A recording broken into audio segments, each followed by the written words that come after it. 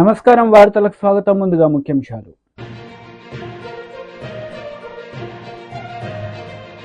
మాజీ మంత్రి KTR press meet, పలు అంశాలపై వివరణ. మాజీ మంత్రి Kakani Govardhan Reddy press meet, CM Chandrababu నాయుడుపై ఫైర్.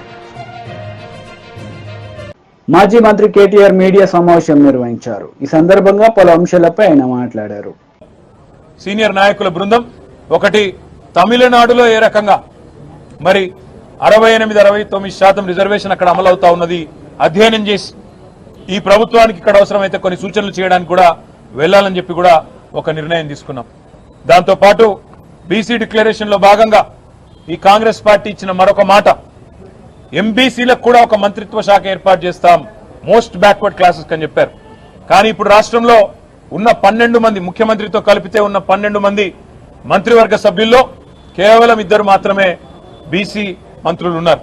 అందుకే రాష్ట్ర ప్రభుత్వాన్ని డిమాండ్ చేసేది, రాబోయే 6 మంత్రులు ఏవైతే ఇంకా మీరు ఏర్పాటు చేయాలో, 6 మంత్రులు ఎవరైతే మీరు నింపాలో అందులో తప్పకుండా ఎంబీసీలకు కూడా మీరు ఇచ్చిన మాట ప్రకారం మంత్రిత్వ శాఖ ఏర్పాటు చేయండి. ఎంబీసీలకు కూడా మీరిచ్చిన మాట ప్రకారమే మంత్రిత్వ శాఖ కేటాయించాలని చెప్పి కూడా మేము డిమాండ్ చేస్తా ఉన్నాం. దాంతో పాటు ఈ రాష్ట్రంలోని బలహీన వర్గాల సమస్యలు కూడా విస్తృతంగా మేము చర్చించడం జరిగింది. ఇప్పటికి 22 మంది నేతన్నలు కాంగ్రెస్ ప్రభుత్వం వచ్చిన తర్వాత ఆత్మహత్యలు చేసుకున్నారు. చాలా ఇబ్బందుల్లో ఈరోజు నేతన్నకు చేయూత, చేనేత మిత్ర, అదేవిధంగా బతుకమ్మ చీర, క్రిస్మస్, అదేవిధంగా రంజాన్ మరియు కేసీఆర్ కిట్లలో పెట్టే చీరలన్నీ కూడా గతంలో రాష్ట్రంలోని నేతన్నలకే మా ప్రభుత్వం ఇచ్చేది. ఇవాళ ఆ కార్యక్రమాలన్నింటినీ కూడా ఈ ప్రభుత్వం రద్దు చేసింది. అందువల్ల నేతన్నలు సంక్షోభంలో ఉన్నారు. వారిని వెంటనే ఆదుకోవాలని చెప్పి మేము డిమాండ్ చేస్తా ఉన్నాం. అదేవిధంగా చేపపిల్లల పంపిణీని గతంలో కేసీఆర్ గారి నాయకత్వంలో రాష్ట్రంలోని మత్స్యకారుల కోసం, గంగపుత్రులు కావచ్చు, ముదిరాజులు కావచ్చు, వారి కోసం 30,000 కోట్ల రూపాయల మత్స్య సంపద సృష్టించిన ఘనత కేసీఆర్ గారిది. ఉచితంగా చేపపిల్లల పంపిణీ కార్యక్రమాన్ని చేపట్టి ఇవాళ చేపపిల్లల పంపిణీని కూడా ఈ ప్రభుత్వం చేయలేకపోతున్నది, ఆపేసింది. రాష్ట్రంలోని మత్స్యకారుల పొట్టగొడుతున్నది. గురుకుల పాఠశాలలు, 1000 గురుకుల పాఠశాలలు, అందులో బీసీలకు సింహభాగం, ఎస్సీ ఎస్టీ మైనారిటీలకు గురుకుల పాఠశాలలు పెట్టి మేము వారిని కడుపు నిండా భోజనం పెట్టి విదేశీ విద్య లాంటి పథకాలు, మహాత్మా జ్యోతిబా పూలే విదేశీ విద్య లాంటి పథకాలు కూడా తెస్తే ఈ ప్రభుత్వం గురుకుల పాఠశాలల్లో కనీసం సరైన భోజనం కూడా పెట్టని ఒక దురవస్థలోకి, పురుగులన్నం పెట్టే పరిస్థితికి తీసుకొచ్చిన వైనాన్ని కూడా సమావేశంలో చర్చించినాం. మేము బృందాలుగా విడిపోయి ఇటు నేతన్నలు గాని, అటు గురుకులాల్లో సమస్యలు గాని, ఇటు మత్స్యకారుల సమస్యలు గాని, బలహీన వర్గాలకు సంబంధించిన బిడ్డల సమస్యలన్నింటినీ కూడా, అవి చేతి వృత్తులు కావచ్చు, ఇతర సమస్యలు కావచ్చు, వాటి విషయంలో కూడా ఇప్పటి నుంచి క్రియాశీలంగా పనిచేయాలనే నిర్ణయాన్ని కూడా తీసుకున్నాం.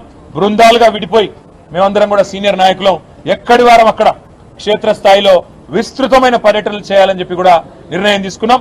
ఈ ప్రభుత్వం మీద ఈ పర్యటనల ద్వారా ఎక్కడికక్కడ సమస్యలను ప్రభుత్వ దృష్టికి తీసుకొస్తూ వారికి ఇచ్చిన మాటలను గుర్తు చేస్తూ, ఎందుకంటే చాలా మాటలు ఇచ్చారు, చెప్తే చాంతాడంతో ఉన్నది లిస్టు. ఆ బీసీ డిక్లరేషన్ లోనే దాదాపు 50 నుంచి 70 హామీలు ఉన్నాయి.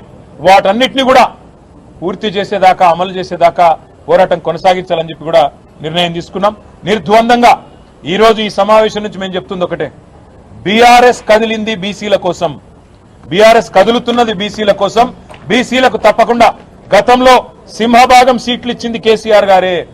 అసెంబ్లీ ఎన్నికల్లో కాంగ్రెస్ కంటే, బీజేపీ కంటే 2023లో కావచ్చు, 18లో కావచ్చు, 14లో కావచ్చు ఎక్కువ సీట్లు ఇచ్చింది కేసీఆర్ గారు, బీఆర్ఎస్. పార్లమెంట్ లో మొన్న 17 సీట్లకు గాను 6 సీట్లు బీసీలకు ఇచ్చింది బీఆర్ఎస్. కాబట్టి చెప్పడమే కాకుండా మొన్న వచ్చిన ఒక రాజ్యసభ గాని, గతంలో 4 రాజ్యసభ సభ్యులను చేసింది, పంపింది రాజ్యసభకు బలహీన వర్గాల బిడ్డలను బీఆర్ఎస్. కాబట్టి మేము చెప్పేది ఒకటే, మేము ఆచరణలో కూడా చూపెట్టినాం. కార్పొరేషన్ చైర్మన్లు 50 మందిని నియమిస్తే కేసీఆర్ గారు 27 మంది బీసీ బిడ్డలకు ఇచ్చి గౌరవించింది కేసీఆర్. అందుకే మేము ఆచరణలో చూపెట్టినాం, మాటలకి పరిమితం కాలేదు. ఇంకా చేతి వృత్తులను ఆనాడు బలోపేతం చేసినాం, పిల్లలకు అద్భుతమైన విద్య అందించినాం. మీరు విదేశీ విద్యలో కేసీఆర్ గారు 10 లక్షల రూపాయలు మొదలు ఇన్స్టాల్మెంట్ ఇచ్చి పంపిన విద్యార్థులకు. టీడీపీ లీడర్ మీడియా సమావేశం నిర్వహించారు. ఈ సందర్భంగా పలు అంశాలపై ఆయన మాట్లాడారు.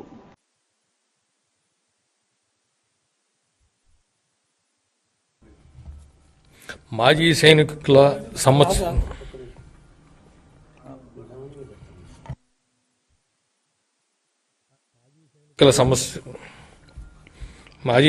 సమస్యలను గుర్తించి మాజీ సైనికుల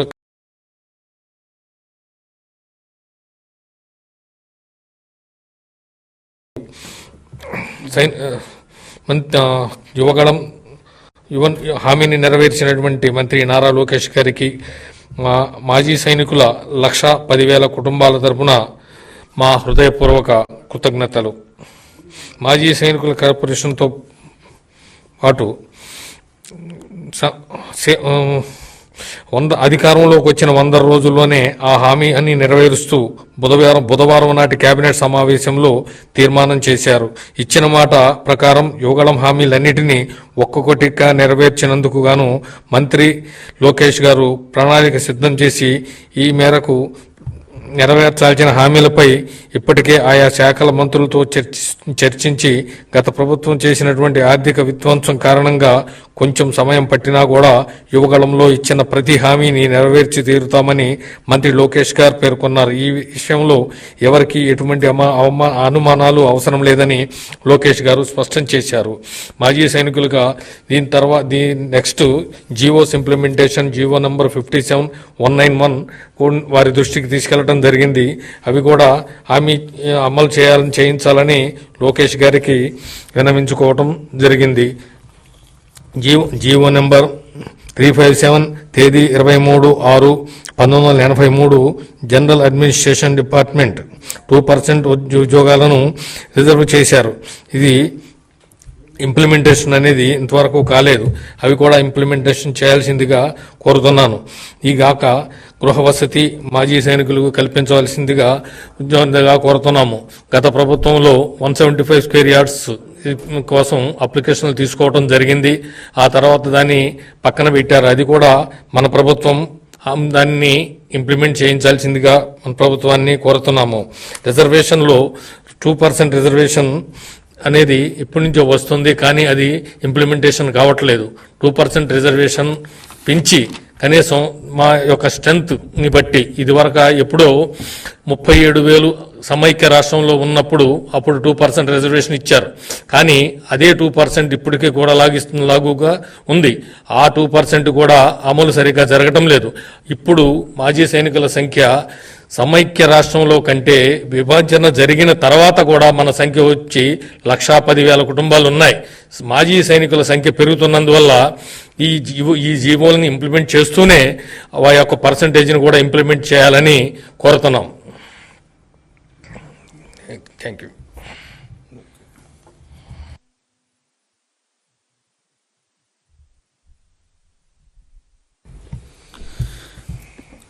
నమస్తే అండి, నా పేరు రమేష్ కుమార్.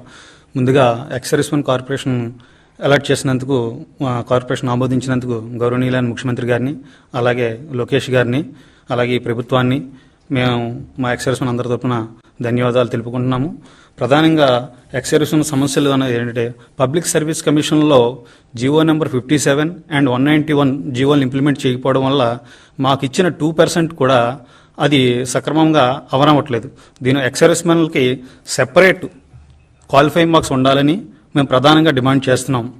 అలాగే బీజేపీ లీడర్ మీడియా సమావేశం నిర్వహించారు. ఈ సందర్భంగా పలు అంశాలపై ఆయన మాట్లాడారు. ఉపాధిని మెరుగుపరచడానికి 7 పథకాల ద్వారా 14,200 కోట్ల రూపాయలు రైతుల కోసం ఖర్చు చేసిన సంగతి నేను తెలియజేస్తా ఉన్నాను. అంతేకాదు, మహిళల నేతృత్వంలో అభివృద్ధి కోసం 90 లక్షలకు పైగా స్వయం సహాయక సంఘాల కోసం 10 కోట్ల మంది మహిళలను సమీకరించి ఈ ఏడాది బడ్జెట్లో వారి కోసం 3 లక్షల కోట్ల రూపాయలు మహిళల కోసం కేటాయించిన ఘనత నరేంద్ర మోడీ గారిని తెలియజేస్తా ఉన్నాను. 11 లక్షల మంది కొత్త లఖపతి దీదీలుగా నరేంద్ర మోడీ గారి చేతుల మీదుగా ధృవీకరణ పత్రాలు తీసుకునే సంగతి కూడా నేను గుర్తు చేస్తా ఉన్నాను. దాదాపు 11 లక్షల మంది కొత్తగా లక్షాధికారులను చేసే విధంగా మరి వారికి ధృవీకరణ పత్రాలు ఇచ్చి వారి జీవితాన్ని మెరుగుపరిచే కార్యక్రమాన్ని కూడా తీసుకున్న సంగతి నేను గుర్తు చేస్తా ఉన్నాను. అంతేకాదు, 26 లక్షల మంది మహిళలను ఆదుకునేందుకు 5,000 కోట్ల విలువైన బ్యాంకు రుణాలని 2,35,000 సంఘాలకు పంపిణీ చేసిన సంగతి కూడా నేను గుర్తు చేస్తా ఉన్నాను. ముద్ర రుణ పరిమితిని 10 లక్షల నుంచి 20 లక్షల రూపాయలకు పెంచి మహిళల కోసం వారి ఆర్థిక పరిస్థితి మెరుగుపరిచే కోసం నరేంద్ర మోడీ గారు ఆలోచన చేసిన విధానం చూస్తే మహిళల మీద వారికి ఉన్నటువంటి ప్రేమాభిమానాలు కూడా తెలుస్తాయని తెలియజేస్తా ఉన్నాను. మహిళలు ఇంటి యజమానులు చేయాలని మహిళల కోసం ప్రత్యేకంగా మరి వారికి యజమాన పత్రాలు ఇచ్చే విధంగా తద్వారా వారి గౌరవాన్ని పెంచేందుకు PMSY కింద 3 కోట్ల గృహ నిర్మాణాలను మంజూరు చేసిన సంగతి నేను తెలియజేస్తా ఉన్నాను. ఆ దిశగా భారతదేశంలో మహిళలకే పట్టాలు పంపిణీ చేసి వారి ద్వారా 3 కోట్ల మంది పేద మహిళల కోసం ఇళ్ల నిర్మాణం కోసం ఈ ప్రభుత్వం ముందుకెళ్తున్న సంగతి నేను తెలియజేస్తా ఉన్నాను. మహిళలు కొనుగోలు చేసేటువంటి రిజిస్ట్రేషన్ ఫీజును కూడా తగ్గించడానికి రాష్ట్రాలని కోరిన సంగతి కూడా నేను గుర్తు చేస్తా ఉన్నాను. యువశక్తికి రెక్కలు 4 కోట్ల 10 లక్షల మంది యువత నైపుణ్యాన్ని పెంపొందించడానికి ఉపాధి కల్పన కోసం 2 లక్షల కోట్ల రూపాయలు ప్రధానమంత్రి ప్యాకేజీ మంజూరు చేసిన సంగతి నేను గుర్తు చేస్తా ఉన్నాను. అంతేకాదు 1000 ఇండస్ట్రియల్ ట్రైనింగ్ ఇన్స్టిట్యూషన్స్ ITIలను స్థాపించి తద్వారా 20 లక్షల మంది యువతకు నైపుణ్యం పెంచి వారికి ఉపాధి కల్పించే దిశగా నరేంద్ర మోడీ గారు ఆలోచనలు చేసే విధానం ఇక్కడ ఉన్నటువంటి యువత మీద వారికి ఉన్నటువంటి ప్రేమ ఏంటో అర్థమవుతా ఉన్నది. టాప్ 500 కంపెనీలో దాదాపుగా 1 కోటి మంది యువతకు ఇంటర్న్షిప్ ఇచ్చే విధంగా కూడా చర్యలు తీసుకున్న సంగతి కూడా నేను తెలియజేస్తా ఉన్నాను. అంతేకాదు వైద్య రంగంలో మౌలిక సదుపాయాలు పెంచడానికి విదేశాలపై ఆధారపడడం తగ్గించడానికి 75,000 కొత్త MBBS సీట్లను మెడికల్ సీట్లను ప్రత్యేకంగా మంజూరు చేసి భారతదేశంలో వైద్య విధానాన్ని కొత్త మలుపులు తిప్పినటువంటి ఘనత కూడా నరేంద్ర మోడీ గారిని తెలియజేస్తా ఉన్నాను. కేంద్ర మంత్రిత్వ శాఖల విభాగంలో యువతకు 15,000 ప్రభుత్వ ఉద్యోగ నియామకాలను కూడా కల్పించినటువంటి సంగతి నేను గుర్తు చేస్తా ఉన్నాను. అన్ని రంగాల్లో ఉద్యోగ కల్పన కోసం 11,11,000 కోట్ల మూలధన వ్యయాన్ని 11.11 లక్షల కోట్ల మూలధన వ్యయాన్ని వెచ్చిస్తూ ఉన్నారంటే మరి యువత మీద నరేంద్ర మోడీ గారికి ఉన్నటువంటి ప్రేమ ఎటువంటిదో అర్థమవుతా ఉన్నది. సైన్స్ టెక్నాలజీ ఇన్ఫర్మేషన్ ఈకో సిస్టమ్ని బలోపేతం చేయడానికి 10,600 కోట్ల విజ్ఞాన్ ధార పథకం కూడా వారు మొదలుపెట్టిన సంగతి కూడా నేను తెలియజేస్తా ఉన్నాను. అంతేకాదు యువతలో క్రీడ ప్రతిభను పెంపొందించడానికి కాంగ్రెస్ నేతలు మీడియా సమావేశం నిర్వహించారు. ఈ సందర్భంగా పలు అంశాలపై వారు మాట్లాడారు. అమిత్ షా ఒక చిన్న మాట్లాడింది వీడియో క్లిప్ తప్పు వచ్చిందని గాంధీ భవన్ వచ్చి ఢిల్లీకి వెళ్ళి పోలీసు వస్తుంది, గాంధీ భవన్కి వెళ్ళి పట్టుకపోయి తీసుకుపోయి కోర్టులో కేసు పెడతారు. మరి ఇన్ని తప్పుడు మాటలు మనం నాలుకకు వస్తారు. ఇది ప్రజాస్వామ్యమా? నాలుకకు వస్తాం, తలకాయ తీసేస్తాం, కాళ్ళు తీసేస్తాం, చేతులు తీసేస్తాం, కంట్లు తీసేస్తామని ఎన్నికటికి ఎప్పుడో రాజుల పర్వాలేదు ఉండే. ఇది ప్రజాస్వామ్యం. ఒకరి కాళ్ళు తీసేది కానీ కంట్లు తీసే మీకు అధికారం లేదు. కనుక ఈ విధంగా ఒక అతి ఉత్తమ స్థానంలో ఉన్నటువంటి Rahul Gandhi being opposition leader, వాళ్ళ తండ్రి ఈ దేశానికి ప్రధానమంత్రి ఉండే, ప్రాణాలు అర్పించిన వాళ్ళ నానమ్మ దేశానికి సేవ చేస్తే ఆమె కూడా ప్రాణాలు, అలాంటి పార్టీని పట్టుకొని నోటుకొచ్చినట్టు మాట్లాడుతున్నారు. ఇది సభ్యతనేనా అని అడుగుతున్నా. ప్రజలు అసహించుకుంటున్నారు. ఏమిరా ఈ రాజకీయ నాయకులు మాటలేంది, తిట్టడం ఏంది, దాకా కోసుకోవడం ఏంది? టెర్రరిస్టా? రాహుల్ గాంధీ టెర్రరిస్టారా భాయ్? రాహుల్ గాంధీ టెర్రరిస్టులతోటే వాళ్ళ తండ్రి రాజీవ్ గాంధీ చనిపోయిందా లేదా? ఆయన టెర్రరిస్టును ఆపడానికి ప్రయత్నం చేసిన వ్యక్తి, అదేవిధంగా సద్భావన చేసినటువంటి వ్యక్తి. బోఫర్స్ కేసులో అనవసరంగా 13 ఏళ్లు తర్వాత తీర్పు వచ్చింది ఆయన చనిపోయినాక. అలాంటి కుటుంబాన్ని, త్యాగ కుటుంబాన్ని పట్టుకొని నోటుకొచ్చినట్టు మాట్లాడుతున్నారు. కాబట్టి ఇక్కడ పోలీసులు మేమైతే కంప్లైంట్ చేస్తున్నాం, వాళ్ళ మీద కూడా కేసులు పెట్టాలి. అప్పుడే ఈ నోటు మాట పొందేది. ఎక్కడ వాళ్ళు అక్కడ కేసులు పెడుతుంటే మాట్లాడేటప్పుడు ఒళ్ళు దగ్గర పెట్టుకొని మాట్లాడతారు అనేది నా ఉద్దేశం. ఇప్పటికన్నా ఇలాంటి భాష ఆపండి. వచ్చే తరం వారికి ఏం శిక్ష ఇస్తారు, ఏం ఆలోచన ఇస్తారు? లీడర్లను తిట్టడమేనా మీ పని? మీ పొలిటికల్ ఏది అడ్వాంటేజ్ గురించి భాషలో మార్పు రాని. నాలుకే తీస్తావు రా పోయి, ఎవరి నాలుకే నువ్వు తీస్తావు? నీకేం అధికారం ఉంది? ఒక ఆమెనేమో ఏది డ్రగ్స్ తీసుకుంటూ ఏంటి అంటుంది. నేను కేసు ఇచ్చి కూడా ఇప్పటిదాకా అబ్బలు పెట్టుకోవాలి, ఏమైతేనే లేదు. ఇప్పుడు నాలుకే తీసేది వచ్చింది. ఇంకోటేమో టెర్రరిస్ట్ అంటున్నాడు. ఇది ఒక పబ్లిసిటీ ఎక్కువైపోయింది. ఒకరిని తిడితే హెడ్లైన్స్ అవుతుందని చెప్తూ కనుక అలాంటి వారి మీద కేసు రిజిస్టర్ ఇక్కడ కూడా చేయాలని నేను డీజీపీ గారిని కోరుతున్నా. ఎందుకంటే ఇక్కడ చేస్తే 4 సార్లు వచ్చిండు అనుకో, ప్రతిసారి కేసు అయినప్పుడు కోర్టుకు వస్తుంటే అరే ఇక ముందు ఇలాంటి భాష మాట్లాడొద్దే అనే ఉద్దేశం నాయకులలో ఏర్పడుతుందనే నా ఉద్దేశం. ఏదైనా ఇవాళ మరి నాలుక కోసిన దాని మీద దీని మీద ఇవాళ రోహిన్ రెడ్డి గారు జిల్లా అధ్యక్షుడు పెట్టిండు. అక్కడ కూడా మేము కొద్దిసేపు కూర్చుంటాం. అదేవిధంగా జిల్లాలలో ప్రతి ఒక్కరు కూడా ఏదో కార్యక్రమం ఇవాళ ఇంత అన్యాయం జరుగుతుంటే కార్యకర్తలు ఎందుకు కూరుకోవాలి? తప్పనిసరిగా నాయకులకు బుద్ధి చెప్పాలంటే మీరు ప్రతి దగ్గర కూడా ధర్నా చేయాలి. ఇలాంటి వాతావరణాన్ని ఆపడానికి యూత్ కాంగ్రెస్, ఎన్ఎస్ఐ, సేవ అందరూ కూడా దీని మీద ఒక అడుగు ముందుకు వేయాలని కోరుతున్నాం. మాజీ పిసిసి అధ్యక్షుడుగా, మాజీ యువజన కాంగ్రెస్ అధ్యక్షుడుగా మేము ఎన్నో ఉద్యమాలు చేసినాం. మనం కూడా ఉద్యమాలు చేయాలి. అది నీతి నిజాయితీ ఉదయం. అబద్ధాలు చెప్తుంటే ప్రజలకు చెప్పాలి, వీళ్ళు అబద్ధాలు చెప్తున్నారు. అదేవిధంగా రాష్ట్ర ప్రభుత్వం తీసుకున్నటువంటి ఏ కార్యక్రమాలన్నా ప్రజల దగ్గరికి పోయి మేము ఈ ప్రభుత్వం చేసింది, చేస్తుంది, మీకేమన్నా ఉంటే చెప్పండి, నేను ముఖ్యమంత్రికి చెప్తామని చెప్తే మీ నాయకత్వం కూడా పెరుగుతుంది. ఏదైనా దీన్ని నేను చాలా తీవ్రంగా ఖండిస్తున్నా. ఇలాంటి భాషలు ఎవరైనా మాట్లాడు, పొలిటికల్ గా మాట్లాడండి. ప్రజలు అసహించుకుంటున్నారు.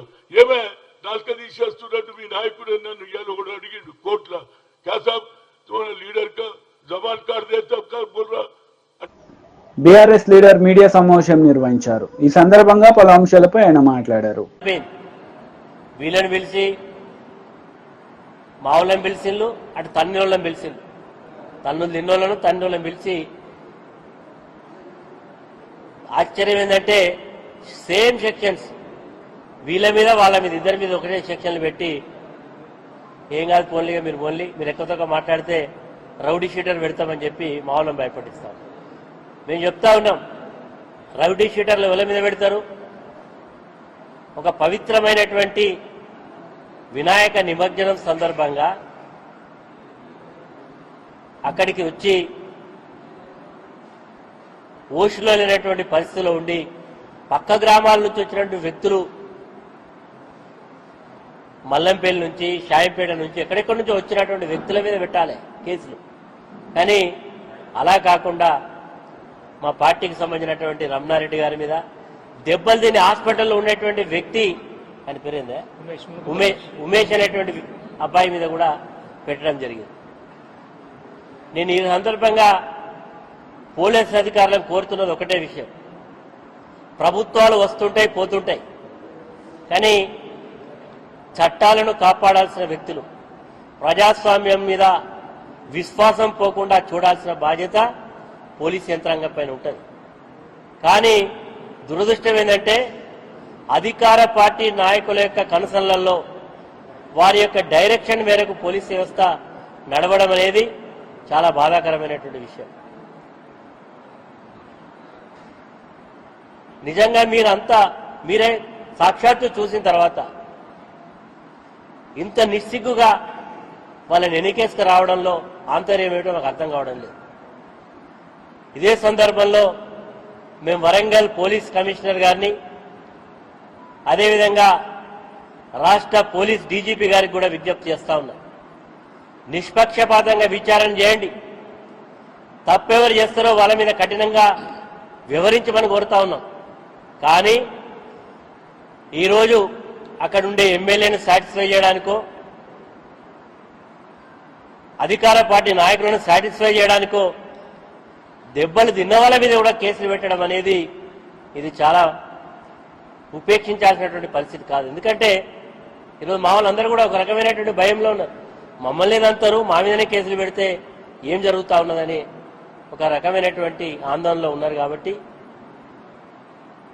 నేను కూడా 2023 డిసెంబర్ ఎన్నికల తర్వాత మా వాళ్ళకు కూడా చెప్తా ఉన్నా, జర వాళ్ళు కొత్తలో ఉన్నారు, ఉత్సాహంగా ఉన్నారు, ఏమైనా వాళ్ళు తొందరపడ్డా మనమే ఓపిక పడదామని చెప్పి ఇన్ని రోజులు ఓపిక పట్టుకుంటూ వచ్చినాం. మా పార్టీ నాయకుల మీద అక్రమంగా కేసులు పెట్టి ఇబ్బందులు గురి చేస్తా ఉన్నారు. మా ఎంపీపీ అధ్యక్షుడు ఒక తప్పుడు కంప్లైంట్ తీసుకొని అతన్ని జైలు పంపించడం జరిగింది. ఈ కేసును హైకోర్టులో కూడా మరి మేము ఛాలెంజ్ స్క్వాష్ పిటిషన్ కూడా వేయడం జరిగింది. ఇట్లా ఇక్కడే కాదు, ప్రతి దగ్గర కూడా ఇదే ప్రయత్నాలు చేస్తా ఉన్నాం.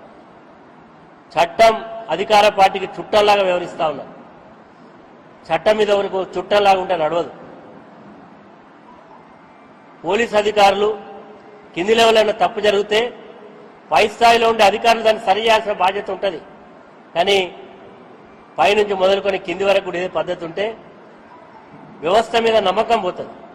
కాబట్టి వరంగల్ పోలీస్ కమిషనర్ గారికి విజ్ఞప్తి చేస్తా ఉన్నా, మీరు ఒక స్పెషల్ ఆఫీసర్ని వేసి ఈ విషయంలో నిష్పక్షపాతంగా విచారణ జరిపి కఠినంగా వ్యవహరించాలని చెప్పి డిమాండ్ చేస్తా ఉన్నాం. లేని పక్షంలో ప్రజాస్వామ్యంలో నిరసన తెలియజేసేటువంటి అవకాశం. వైసీపీ లీడర్ మీడియా సమావేశం నిర్వహించారు. ఈ సందర్భంగా పలు అంశాలపై ఆయన మాట్లాడారు. బ్రహ్మాండమైనటువంటి అభివృద్ధి సాధించామని, ఆయన 100 రోజుల్లో సాధించిన ప్రముఖ విజయాలు అని చెప్పని రకరకాలైనటువంటి అన్ని గురించి కూడా మాట్లాడడం జరిగింది. అయితే వీటికి వెళ్లే ముందు మేము అడిగేది చంద్రబాబు నాయుడు గారిని, నాకు ఎవరికీ లేనటువంటి రాజకీయ జీవితం ఉంది, సుదీర్ఘమైనటువంటి పరిపాలనా అనుభవం ఉంది అని చెప్పేటువంటి ఈ పెద్ద మనిషి తన జీవితంలో లేదా ఈ 100 రోజుల్లో ఒక్క బ్రాండింగ్, ఒక్క స్కీమ్, ఇదిగో ఇది చంద్రబాబు నాయుడు మార్కుకి సంబంధించినటువంటి బ్రాండింగ్ ఉండేటువంటి పరిపాలనలో తీసుకున్నటువంటి నిర్ణయము, సంస్కరణ అని కానీ, లేదా ఒక స్కీమ్ కొత్తగా చంద్రబాబు నాయుడు ఇదిగో ఈ కొత్త స్కీమ్ నేను ప్రవేశపెట్టి ఈ 100 రోజుల లోపల ప్రజలకు అందించానని చెప్పుకోలేనటువంటి సిగ్గుమాలినటువంటి పరిస్థితుల్లో ఉన్నటువంటి చంద్రబాబు ఈరోజు నిస్సిగ్గుగా ఏమాత్రం పట్టించుకోకుండా నవ్విపోదురుగాక నాకేటి సిగ్గు అన్నట్టుగా 100 రోజులకు ఏదో ఒకటి వదలాలి కాబట్టి వదిలేద్దామని చెప్పి పూర్తిగా అర్ధ సత్యాలు కూడా కాదు, పూర్తి అసత్యాలతో ఈరోజు ఈ 100 రోజులకు సంబంధించినటువంటి ఎన్డీఏ పాలన మీద ఆయన ఒకటి ఇవ్వడం జరిగింది. ఈ 100 రోజుల్లో ఏం చేశాడు చంద్రబాబు నాయుడు? శాడిస్ట్ పాలన అని చెప్పాలి, కక్ష సాధింపుకు పాల్పడ్డాడు అనేటువంటి మాట చెప్పాలి. ఎన్నికల రోజు నుంచి ప్రారంభమైనటువంటి ఇసుక దోపిడీ ఏదైతే నేను ఉచిత ఇసుక ఇస్తానని చెప్పి పదే పదే చెప్పాడో ఈరోజు పూర్తిగా ప్రియమైపోయింది. సామాన్యుడికి ఇసుక అందుబాటులో లేకుండా పోయింది. 100 రోజుల చరిత్రలో ఇది ఒక ఘనమైనటువంటిది. ఎక్కడైతే జగన్మోహన్ రెడ్డి గారి హయాంలో ఇసుక డంప్స్ ఉన్నాయో అవి కౌంటింగ్ అయిన వెంటనే లక్షల టన్నుల ఇసుక మాయమైపోయింది ఆంధ్ర రాష్ట్రంలో. అది నీకు అంతగా నువ్వు చెప్పుకోవాలనుకుంటే దాన్ని చెప్పుకొని ఉండొచ్చు. ఇంకొకటి, వైఎస్ఆర్ కాంగ్రెస్ పార్టీకి, మా పార్టీకి సంబంధించినటువంటి నాయకుల మీద, కార్యకర్తల మీద హత్యలు, విధ్వంసం, దారుణమైనటువంటి సంఘటనలు చోటు చేసుకున్నాయి. ఈరోజు విజయవాడ పిఠాపురానికి సంబంధించినటువంటి విపత్తుకు సంబంధించి వస్తే చంద్రబాబు నాయుడు అనుభవం ఎంత దారుణంగా ఫెయిల్ అయ్యాడు, ఎంత ఘోరంగా చంద్రబాబు నాయుడు పరిస్థితి తయారైంది అనేటువంటిది ప్రత్యేకంగా చెప్పాల్సినటువంటి పని లేదు. ఫ్లడ్ మేనేజ్మెంట్ లో చంద్రబాబు నాయుడు పూర్తి స్థాయిలో వైఫల్యం చెందాడని చెప్పడానికి ప్రజలే ప్రత్యక్షమైనటువంటి ఉదాహరణ. వాళ్ళు మాట్లాడుతున్నటువంటి వాయిసే ఈరోజు స్పష్టంగా చంద్రబాబు ఈ ప్రభుత్వంలో మేము అన్ని విధాలా ఇబ్బందులు పడ్డామని చెప్పి పదే పదే మాట్లాడేటువంటి పరిస్థితి. 3,50,000 మంది విజయవాడకు సంబంధించి వరద తాకిడికి ఇబ్బంది పడితే సహాయ కార్యక్రమాలు ఎంత దారుణంగా చంద్రబాబు నాయుడు చేపట్టాడనేటువంటిది మనం చూసాం.